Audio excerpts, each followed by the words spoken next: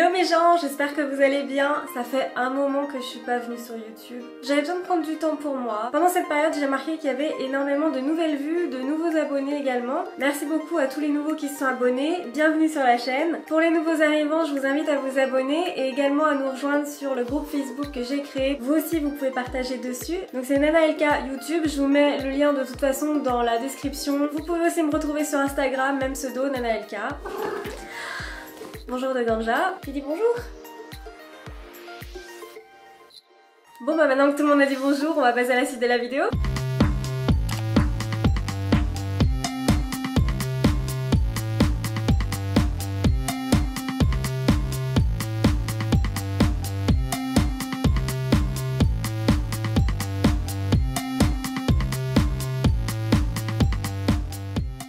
La vidéo d'aujourd'hui, comme vous l'avez vu dans le titre, ça va être les anecdotes de voyage au Sri Lanka, pour le coup. Il y a des sympas, il y en a des moins sympas, pour moi plutôt. Vous, ça va vous faire rire forcément. Juste pour vous remettre dans le contexte, c'était vraiment mon premier voyage, hein. J'avais jamais pris l'avion, j'avais pas voyagé à l'étranger en tout cas, sans compter l'Espagne, Londres, les voyages d'école, etc. Vraiment toute seule, enfin toute seule, en tant qu'adulte avec mon chéri, parce que j'avais pas pris l'avion depuis mes 3 ans et demi. Donc voilà, il y avait déjà la peur de tout ça. Ça va vous remettre un petit peu dans le contexte, mais au moins vous allez pouvoir comprendre certaines anecdotes qui vont suivre. Je suis partie avec quand même quelques stress, le fait de ne pas savoir organiser vraiment un voyage concrètement, puisque bah j'ai jamais fait ça. Savoir que je vais devoir parler en anglais, parce que mon chéri ne parle pas l'anglais, ou du moins les notions, mais c'est vrai que de se trouver plongé dans un pays, vraiment on n'a que l'anglais pour pouvoir se faire comprendre. Et c'est déjà une chance. Je savais que ça allait être moi qui allais devoir parler, donc j'étais partie en petite boule de stress. Là vous avez déjà une partie de ce qui m'a stressée, donc je pourrais même m'arrêter là pour les anecdotes. Merci d'avoir regardé cette vidéo, bisous, ciao. Non, je rigole, restez. La première anecdote est celle de la réservation d'hôtel, hein, je précise. En fait, ce qui s'est passé, c'est que quand mes parents sont allés me chercher au Sri Lanka, ils ont séjourné dans un hôtel de luxe là-bas, et c'était un cadeau qu'ils voulaient me faire le jour où je retourne. J'ai un appel, attendez, je reviens. A few moments later. Je sais plus où j'en étais, du coup je vais reprendre. Alors réservation hôtel, blablabla. Donc oui voilà, mes parents, c'était un cadeau qu'ils voulaient nous faire, de nous payer une nuit dans cet hôtel où ils avaient séjourné, parce que c'est vraiment l'hôtel où ils étaient quand ils sont venus me chercher et qu'ils m'ont récupéré, que j'ai passé le premier instant avec eux, c'était là-bas. Ils ont voulu me faire ce cadeau-là. Alors pendant toute la préparation du voyage, moi j'ai commencé à regarder un petit peu. En fait on n'avait pas réservé grand-chose, mais certains hôtels, celui de l'arrivée, celui du départ et celui-ci. Après le reste on faisait vraiment au jour le jour, on réservait le matin pour le soir, etc. Bref, je sais pas ce qui m'a pris, j'étais tellement buggée au moment où j'ai composé le numéro de téléphone et que j'ai appelé. Donc déjà j'étais super stressée parce que c'était beaucoup d'émotions, fallait que je pense à comment j'allais le dire en anglais, etc. Et là on décroche et on commence à me parler en anglais. Et là je bug parce qu'en fait j'ai complètement zappé que oui il fallait que je parle en anglais. Je commence à avoir une discussion et tout, puis ça va vite, il y a l'accent, j'ai du mal et je panique, je raccroche au nez. J'ai tellement paniqué que j'ai perdu mes moyens et clac, en plein milieu d'une phrase. En fait c'était la première chose concrète que je faisais pour ce voyage au Sri Lanka, donc j'ai pris peur.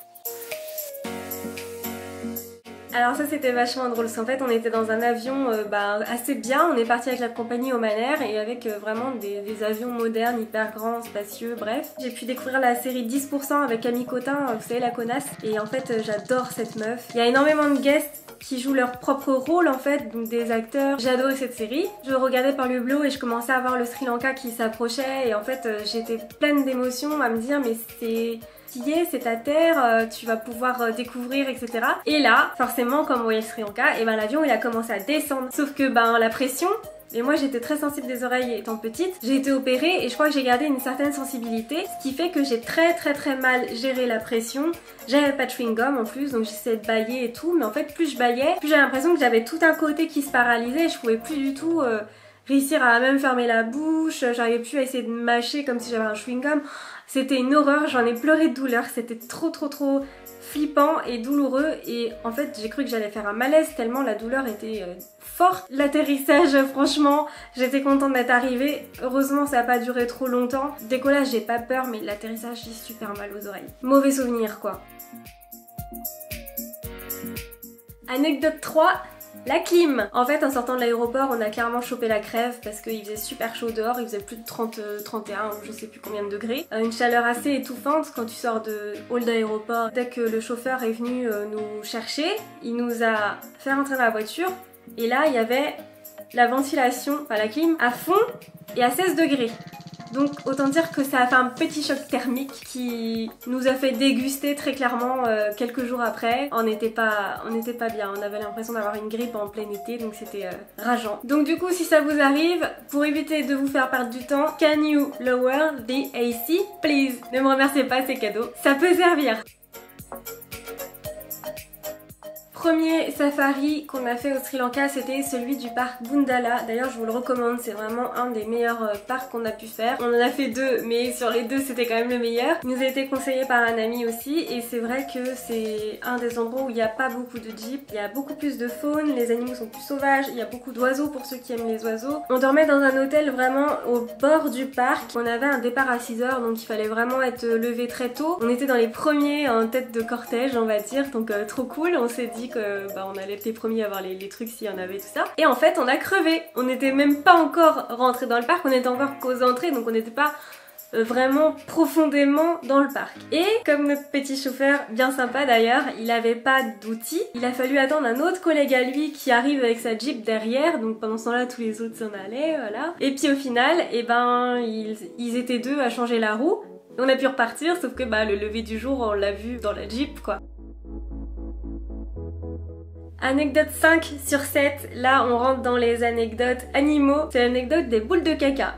Vous êtes en train de vous dire c'est quoi ça encore? Comme je vous disais, notre chauffeur il était très attentionné, il repérait des animaux, on les voyait même pas. Il arrivait à les voir à une vitesse, c'était assez incroyable. Et il était vraiment adorable avec nous, c'est-à-dire qu'il voyait dès qu'on était émerveillés, il restait, il nous montrait. Et vient le moment où il nous montre par terre des petites boules qui se déplacent.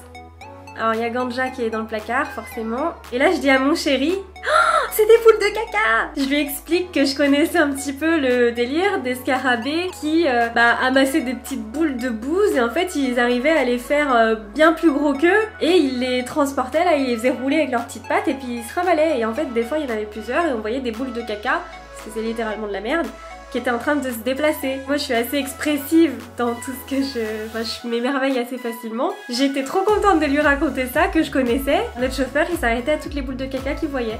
On trouvait ça cool, mais à un moment donné on a dit il va peut-être pas tous les faire quand même parce que le parc est grand. Anecdote 6, le corbeau. Dans Colombo, en fait, on se baladait dans un parc. Et dans ce parc-là, en fait, on regardait beaucoup la cime des arbres. Il y avait énormément de taches noires. En fait, c'est des énormes chauves-souris. Donc du coup, on était fascinés, on regardait et on marchait. Et en fait, c'est vrai qu'il y avait aussi pas mal de corbeaux là-bas. Comme nous, on a des pigeons, en fait. Il y avait tout un amas de corbeaux. Et il y en a un qui s'est envolé. Moi, je voyais pas parce que je parlais encore. Et paf, il m'a tapé dans la tête. Alors je sais pas s'il m'a pas vu ou s'il a fait exprès, mais il a pas mis les griffes ou quoi que ce soit, mais juste il m'a poké quoi. Il y a qu'à moi que ça arrive des trucs comme ça. Et anecdote 7, le crapaud. On revenait d'un resto à Mirissa où voilà, ça s'était super bien passé, il avait commencé à pleuvoir un petit peu. On a commencé à s'avancer vers la route tranquillement en marchant tous les deux pour décider d'appeler un tuk-tuk pour rentrer. Forcément il fait chaud, t'es au Sri Lanka, donc t'es en tongs. Vous voyez le truc arriver hein. Et là, je sens un truc qui saute sur mon pied et je regarde et j'avais un putain de crapaud sur mon pied. Autant vous dire que j'ai hurlé en secouant mon pied comme ça, genre ah! Et après j'étais en mode en train de me dire est-ce que ça me gratte, est-ce que ça se trouve c'est un vénéneux et machin, on connaît pas les crapauds du Sri Lanka, bref, je commençais à bader un peu. Et là en fait, on entend rigoler, on se retourne. Et comme il faisait à moitié nuit, c'était le soir, on a juste vu un mec dans son jardin qui était en train de prendre sa douche et il avait dû voir la scène. Et ça l'a fait extrêmement rire de voir qu'il y avait un crapaud qui m'avait sauté sur le pied, il a dit ça un touriste. Donc voilà, on est vraiment passé pour des cons. Je pense que je vais m'arrêter là pour cette fois parce que ça va être suffisant. Si vous voulez une partie 2, n'hésitez pas à me le dire en commentaire parce que j'en ai toute une liste encore. Je vous invite à liker la vidéo et surtout à la partager si elle vous a plu. C'est grâce à vous que la chaîne est connue de nouveaux abonnés. Et en attendant, on se retrouve sur le groupe Facebook, sur Instagram avant la prochaine vidéo. Prenez soin de vous, bisous, ciao!